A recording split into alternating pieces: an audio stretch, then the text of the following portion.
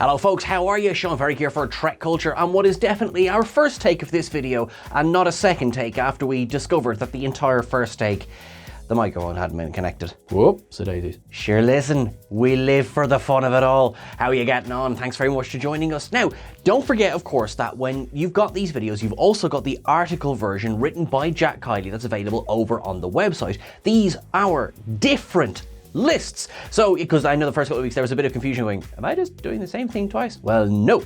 They are in fact different, so make sure that you check that out as well. That's available on whatculture.com and there's probably a link to it somewhere in the description of this video.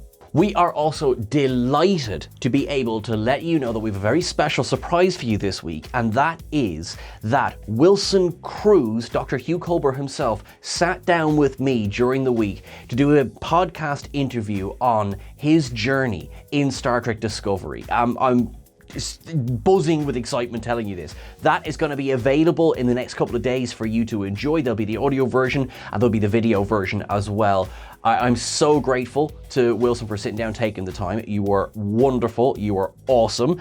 I really think you'll enjoy that, folks. So do keep an eye out for that one as well. Best way to stay up to date is make sure that you're subscribed and have your notifications turned on as well. Now, last but not least, before we jump into the video, if you'll recall from last week, Master Replicas has partnered with TrekCulture because they have been running deals along the way, excellent deals going on, because on the 15th of June, their license with Star Trek is up. So they are trying to do as fantastic a deal as possible for as many people to get whatever remaining models they have left. So we are partnering with them. You'll have seen on Twitter, myself, Ellie, and Chris will have been putting out competitions over the last couple of weeks. From last week, we had the XL DS9 that was signed by Nana Visitor herself. This week, we're running a competition for a gold XL Enterprise D. Now this will be absolutely free and all you need to do is just a couple of things. First, you must be signed up to the Master Replicas mailing list to be in with a chance of winning. You must like and share our tweets on Twitter for it as well. It's as simple as that. So make sure that you are liking, and you have to retweet, you have to share them, and make sure that you're signed up to the mailing list over at masterreplicas.com to be in with a chance of winning. Thanks so much. Sure, shall we jump into the episode now?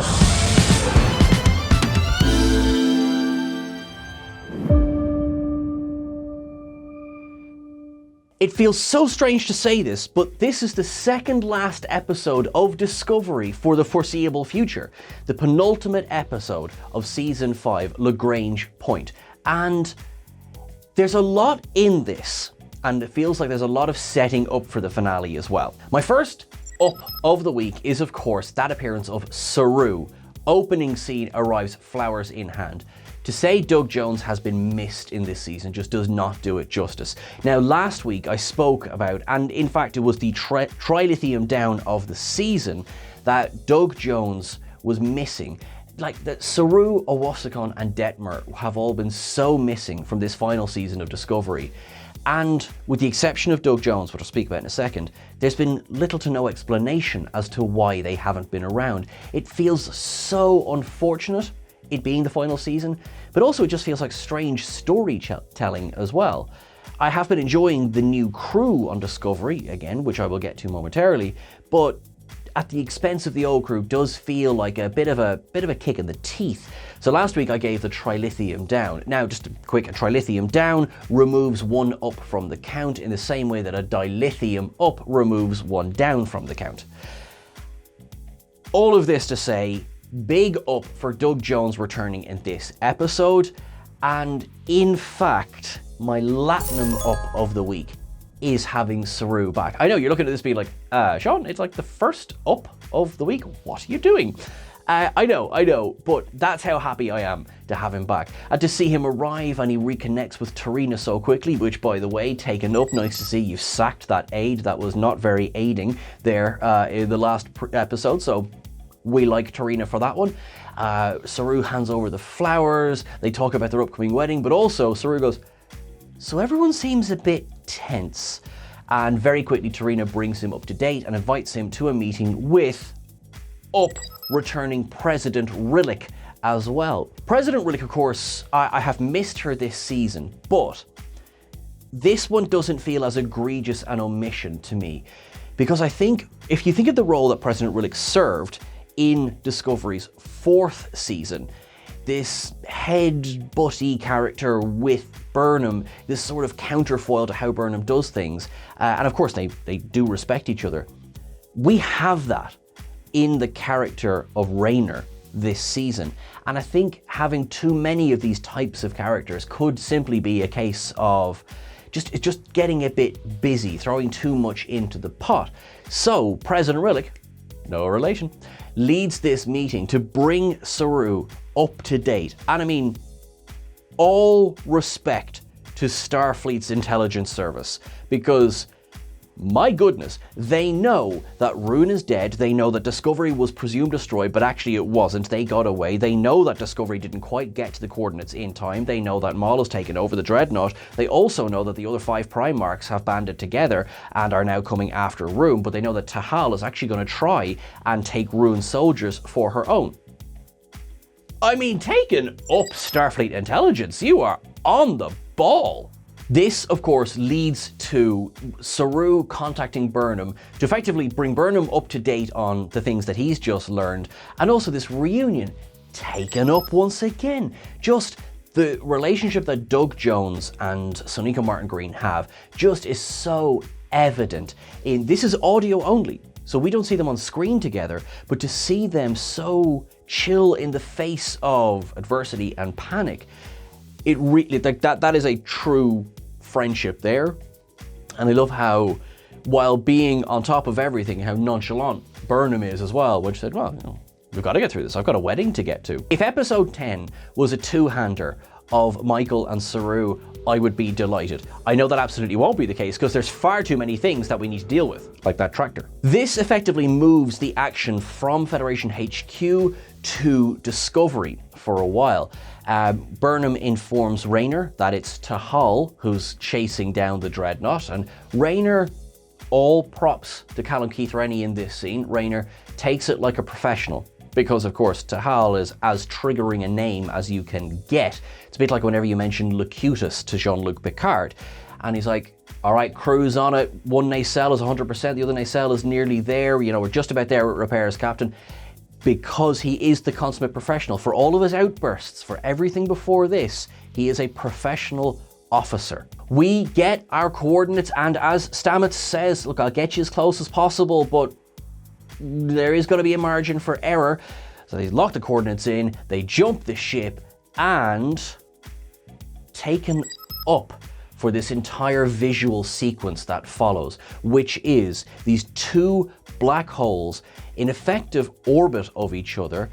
Discovery lands in the accretion disk of one of them. They do figure out, the crew comes together, the best way to escape the gravity of it all. And before I get to the serious bit, was this just a wonderful nod to the opening credits of Lower Decks?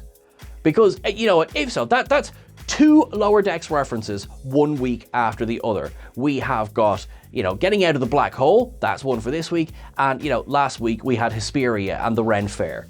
You're taken up, Star Trek Discovery. As a fun thing, actually, since the last episode we recorded, we saw that the new trailer for House of the Dragon has been released, and we were just looking, you know, all the Targaryens look effectively like Hyrel the Efrosian. We've got Hesperia. Is House of the Dragon just a bunch of Efrosians on Hesperia?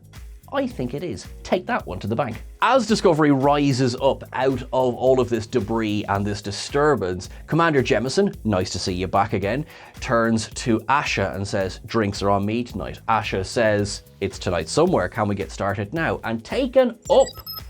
Just seeing this light banter between the crew, this is the stuff that adds together to make rounded characters, or at least characters we'll remember. And that is one thing. For as much as I have missed, or maybe lamented, the lack of Detmer and Owasakon this season, who I don't feel have ever truly been used properly, I feel like the crew around us in season 5 have been used in a very clever way this season. I know Gallo's name, I know Naya's name, I know Jemison's name, I know Asha's name. You know what I mean? And I know Christopher's name because we get another scene later on where Christopher and Tilly have a little chat where they're talking about Rayner. And just a line, here or there. That's all it takes, and it makes all the difference. They fly out of this gravity well anyway, they turn the ship around and they see that, yep, there is a Pringles can sitting there with all of the Progenitor's tech inside it. That can is 800 years old, so they know that, yes, this is where the scientists sent us. Great, let's go. Hold on, what's that? Breen ship warps in, takes it. Oh dear, well that was very easy, wasn't it? Although it does set up, we're getting a heist episode. Taken up. Now, the heist is quite simple in a way. They need to infiltrate the Breen dreadnought, they need to distract Moll and the Breen in order to get close enough to the Pringles can to put what is called a transpo lock, because effectively just a transport enhancer, if you like, onto it so that Discovery can beam it out, get the crew out of there, and warp away. Sounds simple. Do you reckon it's going to go well? Have you ever watched an episode of Star Trek before? There is one very important thing though. Burnham reveals what the Mindscape version of Book told her when they were still in the archive. That is, build the shape of the one among the many. I think that Mindscape Book is telling Michael that the only way to truly get the Progenitor's tech is to find Jeffrey Combs. Wait, what's that? I think that what Mindscape Book is telling Burnham is effectively what harks back to the very first episode the Progenitors appeared in, The Chase. In that, the program that is played was very much designed that only by the disparate races seeded through the galaxy coming together, in this case the Romulans, the Klingons, the Cardassians, and the humans, that they would be able to put their clues together to activate this program. That suggests to me that build the shape of the one among the many means this is not something that any one person is going to be able to do alone. And you will need to have people who will understand the power of cooperation, the power of unity. And if there is one person who does know that, it is Michael Burnham. Now I harken back to what we said last week, where Mindscape Book specifically said, they didn't ask for you, as in 800 years ago, they were not sitting there going, we can only do this once Michael Burnham comes of age. It's nothing like that. What it is that they need someone who embodies these characteristics. And if there is a character who has gone on as much of a journey in their time on Star Trek, Michael has earned this right. More and just so much. So, which is my long story way of saying, in episode 10, I'm fully expecting that Michael will have to encourage whomever else might be present that only through unity can they hope to utilize this technology. For now, Moll has no idea that that clue exists, and neither do the Breen. So they are still, even though they have the technology, they are at a disadvantage because they will not be able to use it. So the simple setup for the heist is that we have Burnham and Book, because of course, and also Adira and Reese, which I really dig, because it's Adira who says they have studied the Breen systems ever since working on the shield tunnel the previous week, and they might be able to hack their systems quite quickly. Of course, this leads to Stamets being a bit like, can my child not be sent over to the Breen? If you wouldn't mind terribly, that would be great. And as you know, I am not a parent, but from a parent point of view, I can certainly understand that. From an officer point of view, as soon as it said, look, Adira's best person for the job, he's like, all right, yeah, Adira's best person for the job, there's no question. So no, it works. Having Adira on this away team is good. It's good character growth. I stand by what I said. Bridge during a crisis point, not the right time for that version of Adira. This Adira has grown, and particularly grown in their confidence. It's really, really good to see. And Reese there for security, fantastic. Also, Reese there doing stuff is great. Honestly, just, yeah. And of course, Book there, the pilot. So that actually makes perfect sense. They're going to fly into the exhaust of the Breen dreadnought in a very expendable shuttle and beam in directly. Good plan? Not a bad shout. Does bring me eventually, says you, to my first down of the episode. Does anyone else remember when cloaked ships used to be invisible? Doesn't a cloak make you invisible? I get it, it's like a stylistic choice that, oh, here's the outline of Discovery. Don't need it. Don't need it. Just cloak your ship. Anyway, the shuttle leaves this very not cloaked Discovery, flies into the exhaust, and as expected, things don't go exactly to plan, and we get that great back and forth of science later, problem now. That was an up. I loved that. And Adira is saying that as well. It's like, just trust me. Love it. And they get themselves on the Breen ship at the cost of the shuttle. All fine. They beam into the spot that's then thankfully not immediate. Like there isn't Breen right there, right then. They do just walk around the corner. They're kind of saved by a hair's breadth. I may take some flack for this. I personally do not like the Iron Man helmet views that we get. I never have. It's a personal thing. It's a down from me. I'll take heat in the comments for it. We need a lot of quick thinking on our feet. At least we know that Burnham and Book have been in situations, if not exactly like this before, then certainly similar enough before, and they roll on their feet. Burnham is able to use the knowledge that, Breen society being so hierarchical, basically shout at something long enough, it'll probably go away. And they're giving out about how the transporters put them in the wrong place, just shouting at a Breen soldier, and goes, your scion would be disgusted in you, and they all leave, and, she turns around and says, well, no one likes a disgusted scion. Taken up. And, away we go again. And there's a couple of scenes which really work where Burnham uses her xenoanthropology, and that's been perhaps not as much as I would have liked this season, but that reminder that Burnham is a captain of a starship, and yet has a specific set of skills. Knowing that the Breen feast day is coming up, which pays off dividends down the line. I was thinking in this video, Mark 1, I was laughing to myself going like, Burnham knows an awful lot about Breen society. Look at her knowing about the Tergoon last week, for considering she'd never seen a Breen before. But of course, that's called just reading what you know. We already know Starfleet intelligence is on the ball when it comes to Breen, so yeah. All right, this works for me. Our two teams, Alpha Team and Bravo Team, are going to split up. One team is going to go to the bridge because they're going to work on bringing down the shields. That's Reese for security and Adira for the technical know-how. The other team is going to head to the shuttle bay to physically put the transpo lock on the Pringles can, and that's going to be Burnham and Book. The first hurdle is that the door to the shuttle bay is security locked, and it takes scanning the Breen helmet, which obviously needs to be approved, to get through that door. Before we do that, I had a moment where I was just like, is this really the time? But Burnham pulls Book aside, and they have a short exchange wherein Burnham explains that it was Book she saw in the mindscape, and that it was because she needed to apologize, she wants to know how to fix things. Book says the exact same thing back. But we knew this, as an audience, we knew that I think Book and Burnham have been endgame. That's certainly the feeling I get. And, supposed deaths here and there don't seem to be holding them back in any way. It's just figuring out how to be around each other. And I like this moment because this is a moment that, I had a moment of, do we have time for this? But it's also, I think, crucial for them as a pairing. It helps their unity going forward into the rest of the mission, and also it pays off later in the episode as well. So it all works for me.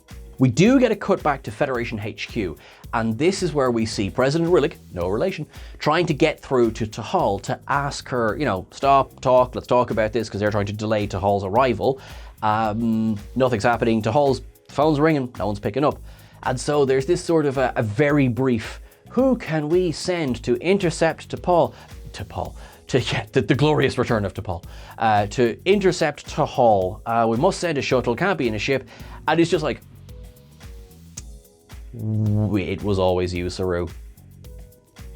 But taken up, because Saru is very much, it was always going to be me. Of course it is. I'm a trained diplomat, and also Discovery is my former ship. I've got stake in this. And I like it because I like the scene that it leads into between Saru and Tarina, where they understand the difference of duty versus love. They love each other. That's not going to change because they have jobs. And as they say, they chose a life of service. There's a great moment, actually, where Saru goes, Vulcans are not the only species in the galaxy who can choose logic over emotion. Yeah, it works. It's very, very sweet. It works for me, and also sets up that we're going to get presumably some Saru action, or possibly even action Saru next week, so fingers crossed. Back aboard the Dreadnought, Book and Burnham are going to try and get through this door. Book goes up, scans, not authorized, so they're going to see if we can do the same thing again, where if we just shouted something loud enough, it might be able to get us through the door. It doesn't get through the door by shouting, but it does distract the guards long enough for them to wail on them. I do have a logical down. We know that these aren't environmental suits, so why does pulling the hose out of the back of them incapacitate one of them? They get through the door, they get close to, they see that the Pringles can is covered in a force field, so they're gonna have to work at bringing down the force field. Okay, that's grand. You've got Adira and Reese are effectively on hold on the bridge. Okay, that's fine. Back aboard Discovery, you've got Rayner is running everyone through their paces because he needs everyone to be on, you know, on their best, ready to go. And Tilly sort of gives him a nod. Now, Tilly is acting first officer in this case, which makes sense, the relationship she has with Rayner, and specifically that, because she said, like, you know, you're allowed to sit in the chair because the pacing is making everybody nervous. And she goes on to say, Burnham trusts you to sit in the chair, we trust you to command. And Rayner comes back with, if this had been 5 or 6 episodes ago, this would have been this cutting remark, where, you know, I don't need that warm and fuzzy stuff. That's why I asked you to be first officer. Now, it's a sign that they really do understand each other, and it leads to that just glorious smile from Tilly as well. Mary Wiseman and Callum Keith Rennie are such a good double act in this episode. Tilly and Rayner taken up. There's a lot now of back and forthing at this point. So as Burnham is working on bringing down the force field, Buck needs to distract one of the guards. And so Buck, building on the information he got from Burnham about the Breen feast day, goes up and asks, are you going to the feast day? And the Breen goes, yeah. And Buck goes, well, I was wondering if you'd like to go with me. Burnham is there trying her best not to break her shit laughing, when she's like, oh, we're going to be flirting. Okay, all right, that's fine. And then in fairness, the Breen goes, I will make sure that there is room for you in the oil baths. And Buck is like, this snowballed. Okay, this snowballed. And now I just really want to know what a Breen oil bath looks like. Are they in their gelatinous form? Are they in their hard shell form? Who's to say? Come back to TrekCulture After Dark as we explore this in greater detail. The assault of the 2 guards does not go unnoticed for long. Moll is on the bridge talking with Lieutenant Arisar, and she says, yeah, I thought your men were better trained than that. And he goes, they are. And you can see in it, she clicks. Down she goes to Shuttle Bay, and just as Buck and Burnham are about to slap the transpo on, a beam away, she's like, hey, how's it going? Yeah, how are you getting on? Yeah, you see these soldiers here? Now, she did know Discovery had been there, Rayner had hailed her, but he had told her Burnham was dead. Oh look, he's back from the dead. I have a down this week, and the down is for Moll. The problem is that in this episode, Moll is one note. Because Locke and Moll have been this fabulous double act for 8 episodes of the season, that means all of the pressure then shifts onto Moll's shoulders. And that's not easy. And it's not against Eve Harlow. It's about how the character is used. You have moments of, she goes from this flying by the seat of her pants to suddenly she's in charge of the Breen. And I am not saying I would have any experience of being in charge of the Breen. Not much anyway, maybe a little bit, in an oil bath. But the way she's using the power of the Scion. I mean, she's obviously convinced that this Progenitor tech is going to bring Locke back. Brilliant, good for her. You know, and she's writing a lot of checks with Locke's name on them. You know, your Scion will reward you, all in the name of the Scion, which I'm sure she's reasonably confident he will be able to pay off. But there's the desperation there. And that's very evident.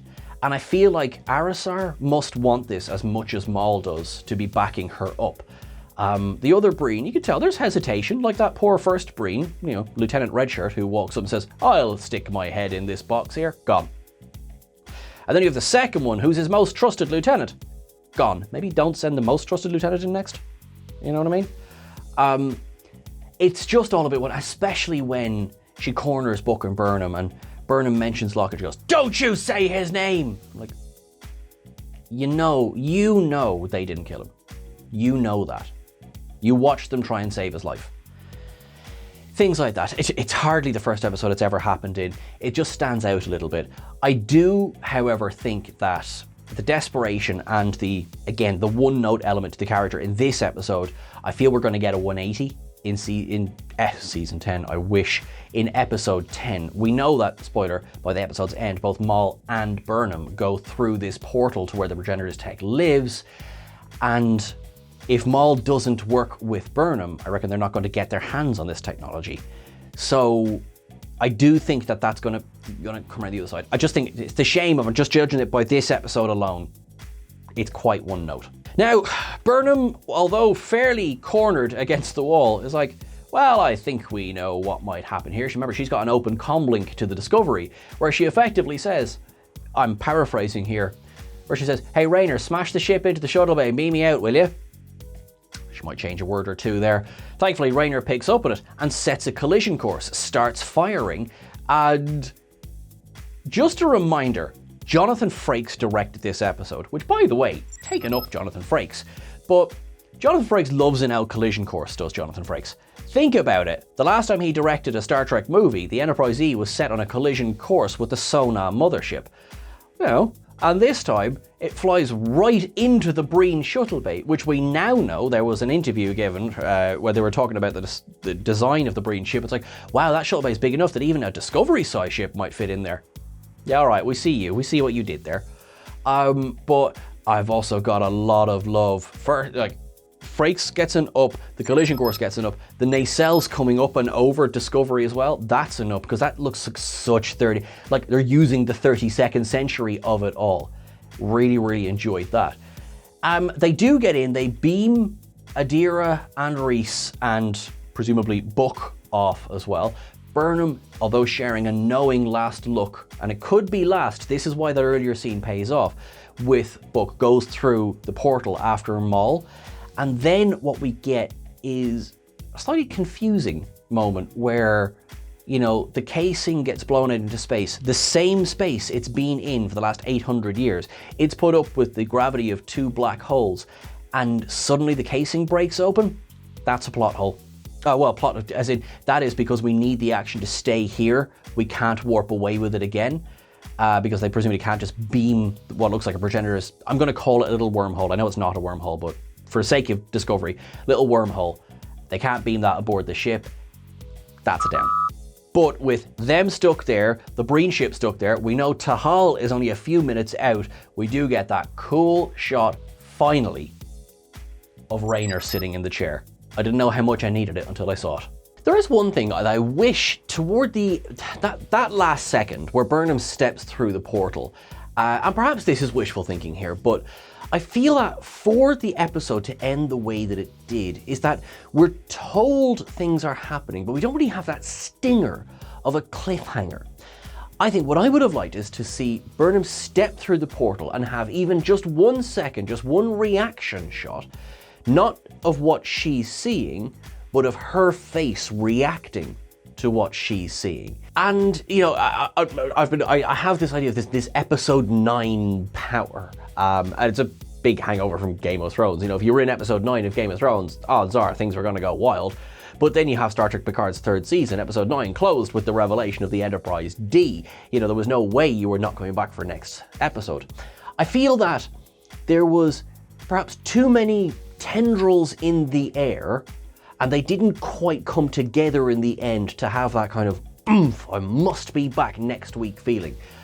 So for me, whereas my up is there for Raynor in the chair, I think overall it was a slightly messy ending to an episode, so that's actually a little down from me. But we will have to wait and see where that goes with next week's episode. For now, would you join me at Citation Observations?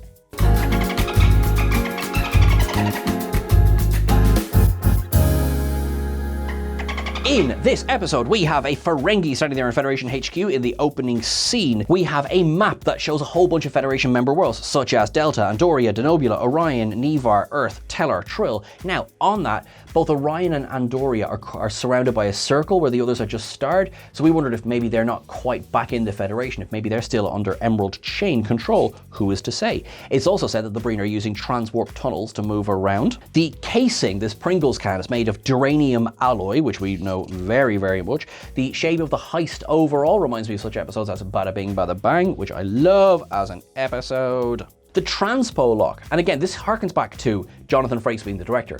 The transpo lock was very evocative of those isolinear tags that the Sona were using in Star Trek Insurrection to get through the transport inhibitors to beam the Baku up to their ships. It may not be an exact match for 2, but I think you've got Frakes' collision course and you've got, you know, this new transpo / isolinear tag. I see you bringing Star Trek Insurrection back into this. We get reference to the portable pattern buffer that Moll uses to store Locke's body. Now, I like that because that feels like something that, yes, by the 32nd century would be almost standard issue. We had a bit of a discussion about it when we're like, wait, hang on, do we love the title? Do we love what it's called? Until actually it was Jack that said, well, it's an exact description of what it does. I mean, what does a pattern buffer do? It buffers your pattern until it's ready to rematerialize. That's how Scotty survived. That's how Mbenga kept his daughter alive. So yeah, it's exactly what it would do. So because that was being used 800 years previously, it makes perfect sense. So nice. Nice, I like that. We get a reference to the 10C, of course. The split screen of the different faces is very evocative of Such Sweet Sorrow Part 2, that opening montage where we get that as well. Back at Federation HQ, we see at least the underside of Voyager J. We see the Constitution class, the Dresselhaus, the Eisenberg class, the Saturn class, the Merian class. The Mitchell is referenced with its pathway drive. There was a funny moment as well where you have the characters who are talking to each other and then they're talking to the other Breen as well. There doesn't seem to be a discernible change in the communication system. So Chris and Jack have described that to me as game chat versus party chat. I hope I did yous proud, lads. And then of course we have those couple of references to Lower Decks as well. Well, one reference this week, just nipping out of the black hole like that as well.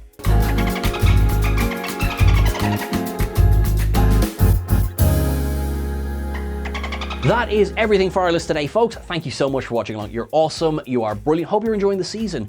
Now, I want to know, what do you think is coming in episode 10? Now is the time. We have one episode left. Wild speculation. We're throwing open the doors. What do you think is coming? What do you want to see? Let us know. Make sure that you're following us on all the various socials. I am at Sean Ferrick. Don't forget to follow at Jack Kiley 74656. Follow at EditChrisEdit and follow at Tom C. Finn or at Tom Roberts Finn. You're all awesome. You're wonderful. You're brilliant. Please live long and prosper till I see you again. Everyone, please know that there is only one way that we can get to the brighter future, and that is through peace. And the only way that we can achieve peace is by doing it together. Take the message of this episode, build the shape of the one among the many, is that you have to work together and we have to try as one to make the future a better place. We can only do that one bit at a time. Don't put hatred out in the world. It is absolutely pointless. Put love out. Thank you so much, everyone. You are awesome. I will see you next week for the season finale. Thanks very much.